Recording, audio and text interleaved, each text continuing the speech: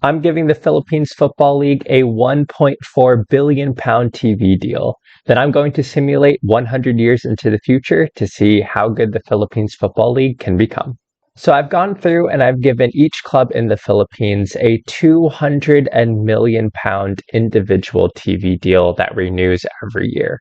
So every year in total, the Philippines Football League will be bringing in an income of £1.4 billion with £200 million for each team. Currently, the Philippines Football League is ranked 37th among Asian competitions. So hopefully by putting all of this money into the Philippines Football League, we are going to be able to see the Philippines rise up in their competition reputation. We're also going to be interested in seeing how the Philippines Football League teams can develop. So this is going to include looking at their facilities, which if we look at the Ozcals development team here, we can see they're pretty poor, and this is pretty similar across the board. Additionally, for a team like Kaya, for example, we are going to be interested in seeing how the wage structure changes. So we can see here that the highest wage is £2,000 per week. And for most Philippines Football Leagues teams, it's going to be kind of in this range here.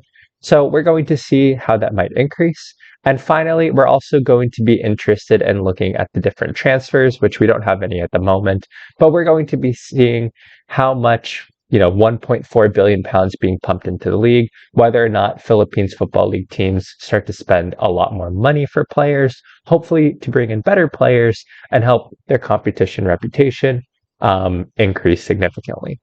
And finally, over the course of the 100 years, we're going to be interested to see whether or not a Filipino team can win the Asian Champions League, which a Filipino team never has or even made the final.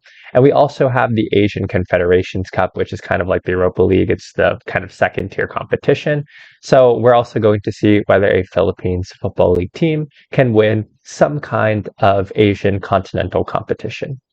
All right, all that's left is to simulate for 100 years. So I think we'll make some pit stops along the way. Let's start by going 10 years into the future and seeing what's changed in the initial 10-year period.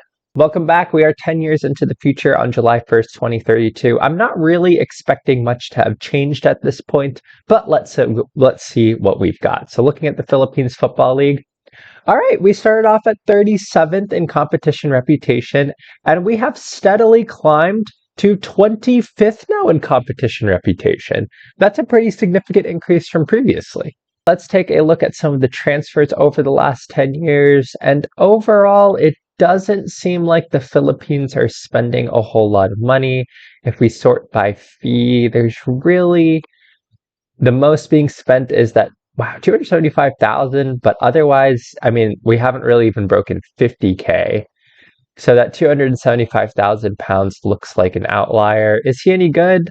And honestly, looking at him, he's probably not worth £275,000. So overall, it doesn't seem like a whole lot of money is being spent. Let's look at the wages. Kaya spent the most. The wages have increased a little bit. So we're seeing a general increase in the wages for Kaya here. Again, previously, I think the highest we saw was like 2,000 per week. And now we're up to most players being above that. So that's pretty interesting. Let's take a look additionally at the facilities. Okay, Kaya's facilities have improved pretty dramatically. So that's pretty interesting. Let's take a look at a team like Stallion. How are their facilities doing? All right, their facilities have improved quite a bit too. Again, we were seeing some pretty low facilities before. United City.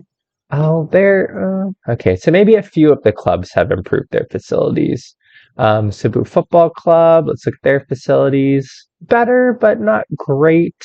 And finally, let's take a look at ADT as well.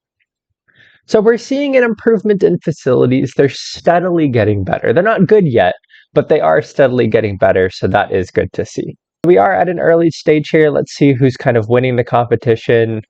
Jeez, Kaya has absolutely dominated. That actually makes sense given that we saw they had some pretty good facilities. Stallion also doing really well. I think we've seen that the teams with the better facilities are doing well. So we can see how important that might be for the future for Philippines Football League clubs to continue improving.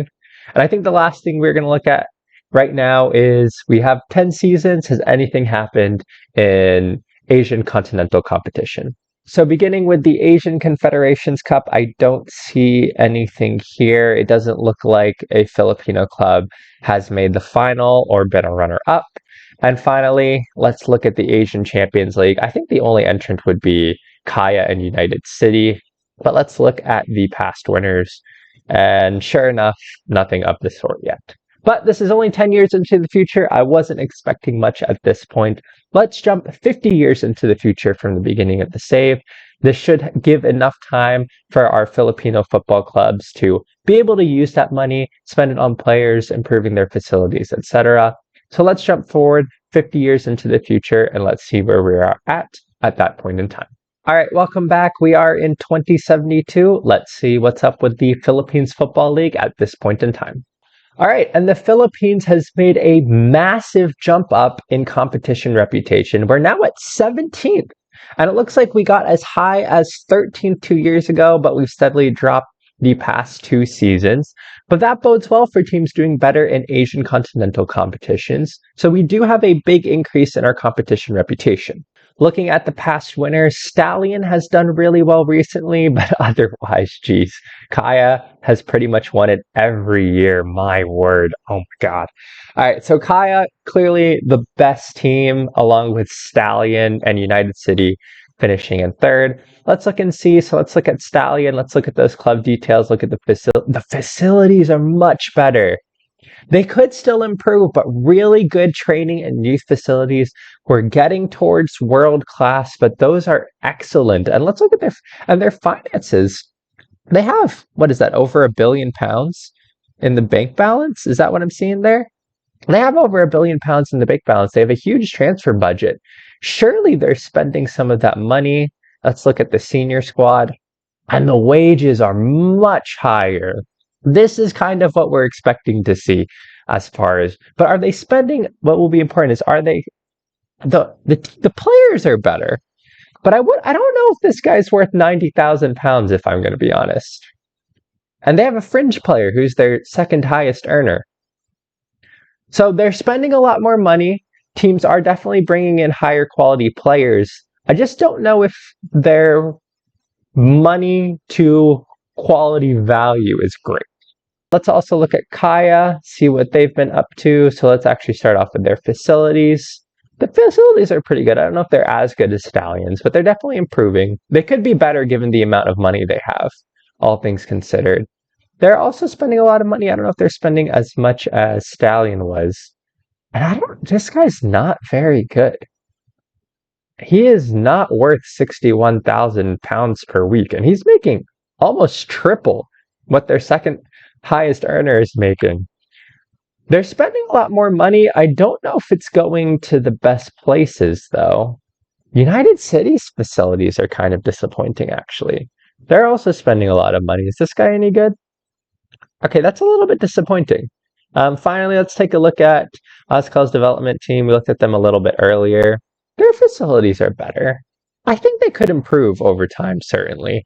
I mean, given all the money they have, certainly it should. And let's look at their squad.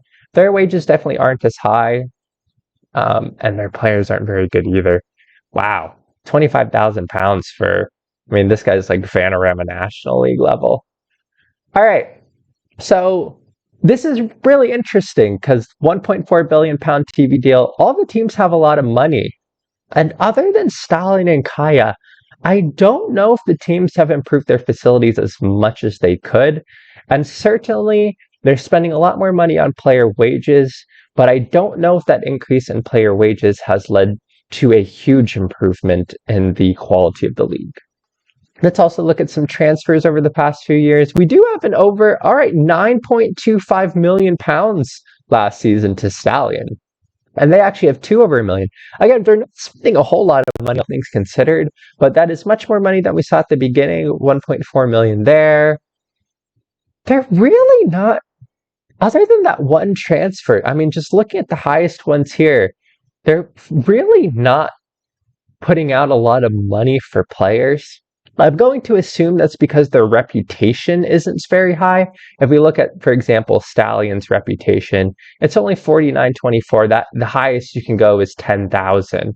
Kaya would probably be the highest reputation club, and theirs is 47.46. So I'm going to assume that maybe they're not bringing, despite all the money, it seems like maybe the club's reputations aren't high enough to really attract top quality players. But hopefully what we'll see is that they'll continue to improve over the next 50 years. Reputation will increase, competition reputation will increase, and maybe we'll see the Philippines Football League get a lot better. But of course, the best way to increase club and competition reputation is by winning an Asian continental competition. So let's look and see how the Philippines clubs have done, starting off with the Asian Confederations Cup. So looking at the Asian Confederations Cup here, Stallion made the final but lost. That's a little disappointing. Looking down here. All right, Kaya, we do have a winner. So Kaya won it in 2061-62. So we do have our, at least the first that we're seeing on here, Filipino winner of Asian Continental Competition. That is good to see. But I'm concerned because I don't see, I think those are the only two. I don't see anything else in here. I'm a little disappointed actually that maybe the Philippines aren't doing even better, but it looks like only Kaya and Stallion have made a final, and Kaya is the only team that's won it. We're also going to look at the Asian Champions League, but if I'm going to be honest, looking at this, I'm not holding out a lot of hope. I'm looking at the Asian Champions League, sure enough, I'm not seeing a Philippines Football League team in the final, nevertheless winning it. So it seems like maybe this is probably why Philippines Football League competition reputation hasn't gotten even higher, and maybe the club's reputations haven't gotten even higher, because they aren't doing very well in Asian continental competition. But hopefully, over the next 50 seasons, we will see some massive improvements as far as that's concerned. So we're in 2072 now. We're going to finish our 100-year simulation, and we'll come back to see what a 1.4 billion pound TV deal did for the Philippines Football League. Welcome back. We are actually in 2123, so from the beginning of the save, we're 101 years into the future, but let's see what the Philippines Football League looks like at this point. And it seems like the Philippines Football League has settled in around 16th in competition reputation, just a little bit better than the Japanese and South Korean second divisions, which, to be honest, maybe is a little bit disappointing. We dropped 18th, 16th. Now, we were as high as I think 13th at one point. So it seems like the Philippines Football League has settled in around this area. Looking at the Philippines Football League winners from where we last left off, it has been absolutely dominated by Stallion. ADT won a few, Kaya won one, United City won one, but Stallion has completely dominated the Philippines Football League. So let's look at Stallion, see what they look like at this point. Reputation has improved a little bit, but I wouldn't say it's still very high. Looking at the facilities really aren't, they have great corporate facilities, but I was hoping for better facilities, like given their finances. They have £1 billion in the bank balance. They're getting all kinds of income. I was really hoping for better facilities, if I'm going to be honest. Let's look at their players. The wage bill has definitely increased. Looking at this, we now have £100,000 per week player, who actually looks pretty decent for this level. He'd be like maybe a lower level, like a really good championship player, a lower level English Premier Division player. But he's definitely, looking at these, this guy's pretty good too, actually. What about this guy? I think those two are maybe the best players. The team's definitely increased. Actually, this gave me some hope that Stallion might have done well in continental competition. Let's look at some of the other teams. ADT here, what is their facilities looking like? Their facilities are a little bit better, but again, looking at their finances, they have so much money. I would just expect a little bit. They have a guy at 195,000 per week, and he's worse than the other two guys we saw. Why are they paying so much money for a center back? This guy's on 110K per week. The overall quality of the league seems to be improving, but they're spending a lot of money for players who maybe aren't that good. Kaya's facilities, again, they're okay, but I'd expect them to have all like 20s, like perfect facilities, all things considered. Kaya's wage bill isn't very high. Their team looks very similar to, I think, the one that we left off with. And finally, let's look at maybe like United City or someone like that. Let's see what their facilities look like. They're okay. I was hoping, honestly, I was hoping for them to do a little, and this guy, oh my God, his pace is 5. I was really hoping for them to do a little bit more given all their money is, because I think we saw very early on that having those improved facilities was really important for Filipino football clubs to continue progressing. But I think we're seeing here that maybe they've stagnated. We're seeing here that the Philippines Football League has stagnated as far as competition reputation is concerned. And if I'm going to be honest, I think a big part of that is the lack of development of those facilities. That being said, we've seen an increase in wages. Are we seeing an increase in transfer outlay? Kind of. I mean, before we weren't really seeing a whole lot over $1 million, but we're not really seeing much over $5 million. We have a $7 million, $6.5 million there. They're really not spending that much money. I mean, I get that a lot of money is going to wages, not a lot's going to transfer. I just don't see why the facilities aren't improved more. They have so much money. You know, maybe just the ambition isn't there for the clubs to improve their facilities. So I think we've seen Stallion has dominated. Kai has done pretty well. ADT and United City have also had their moments. But let's again look at Asian continental competition. Do we have some Filipino winners? So looking at the Asian Confederations Cup here, looking through, ADT won it 6 years ago, it looks like. All right, that's solid. Stallion made a final. ADT won it 2 out of 3 years. So ADT did, again, really well in Asian continental competition. Stallion, they keep losing in these finals. That's a little bit disappointing. ADT have won a number of them. Stallion in another final and losing. Jeez. So Ascal's development team, how many have they won? They won 5 Asian Confederations Cup. That's pretty good. Stallion, how many have they won? Looking at their competitions. Oh, wow. They did end up winning 3, but they were runner-up 5 times. Unfortunately, though, I don't see any Asian Champions Leagues on there. Kaya losing. Let's see how Kai have done. They have won 2 Asian Confederations Cup, runner-up 3 times as well. So it seems like in the Asian Confederations Cup, again, kind of a second-tier competition, the Philippines have done pretty well. A lot of the clubs making finals, a few of the clubs winning it. So that is certainly a lot of improvement, and that's really nice to see. But looking through the Asian Champions League, I just can't say the same. I don't see a single Filipino entrant into the Asian Champions League, and I don't see anyone in the final, certainly nobody winning it. So I think we've been a little bit disappointing in the Asian Champions League, but we have done really well in the Asian Confederations Cup. But I think the lack of an Asian Champions League winner, I think this is probably where we're not seeing that big improvement in Philippines Football League competition reputation. I think if we had some Filipino clubs doing better here, we might have seen a bigger improvement. But we just didn't have any Asian Champions League winners. Well, that's it. We gave the Philippines Football League a £1.4 billion TV deal, and we did get as high as 13th in competition reputation. We ended up settling around the 16 competition reputation mark in Asia. And overall, I think we saw some interesting things. We definitely saw an improvement in the overall quality of the Philippines Football League. We saw some winners of the Asian Confederations Cup, but we never saw an Asian Champions League winner. And despite all that money, I don't know if they were spending it on the best players. We weren't seeing huge transfer outlays. And ultimately, that probably comes down to a lack of club and competition reputation. So I think if those things were maybe to be increased, we would have seen that money put to better use. But overall, I think it was a pretty solid performance from the Philippines Football League.